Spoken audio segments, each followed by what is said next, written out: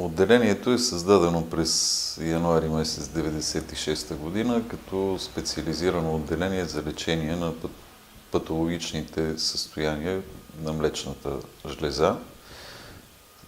С течение на годините екипа се усъвършенства, в момента се извършват и реконструктивни операции при злокачествени заболявания на гърдата.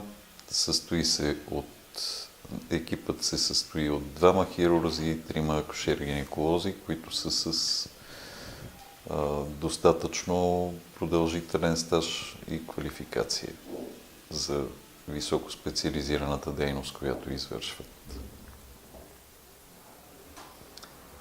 Отделението разполага с 12 легла, добре обучен медицински персонал, който работи добре като екип.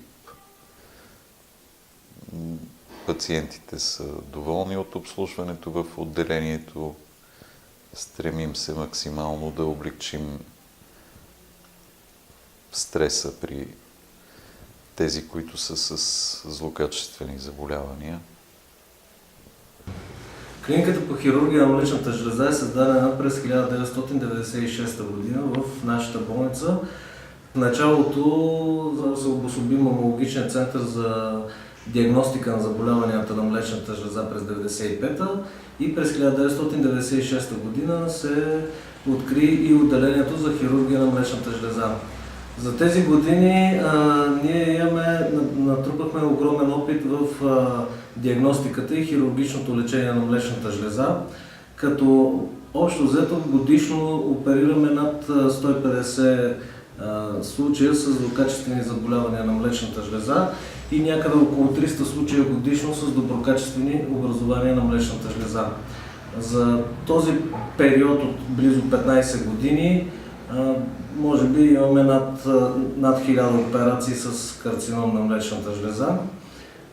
В последните няколко години, последните 5-6 години въведохме и нови методики на операции на млечната жлеза, като въведохме и реконструктивната хирургия на млечната жлеза, т.е. едноетапно премахване на гърдата и заместване на липсващата тъкан на гърдата с имплант. Към отделението има и диагностичен сектор с ехографска диагностика на гърдата и мамографска диагностика. Рутинната работа в клиниката е диагностициране на заболяванията на гърдата, профилактика, диагностика и ако има необходимост се насочва жената за хирургично лечение на млечните жлези. Здравейте, аз съм доктор Младен Младенов. Работя в тази болница Света София от 20 години вече и съм свидетел на изграждането и участник в изграждането на първото в България мамологично отделение, което е в рамките на гинекологична болница. Това отделение беше създадено с помощта на времето още на професор Васил Маринов, един от доайените на хирургията на гърда в млечна жлеза. И отделението от момента на създаването си до момента винаги е гонило най-високите критерии в европейската общност, които касаят лечението на рака на млечната жлеза и въобще заболяването на млечната жлеза.